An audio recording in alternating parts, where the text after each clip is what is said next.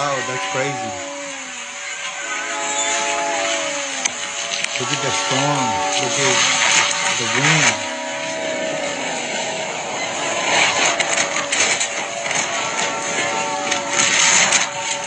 But wait. Look at that.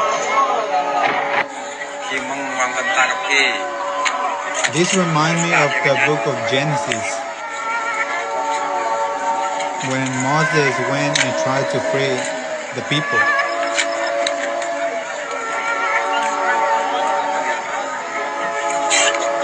I'm telling you, God is giving us so many signs.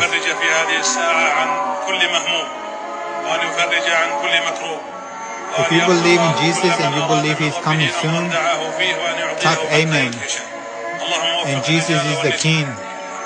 Only Jesus can save us. God bless all of you.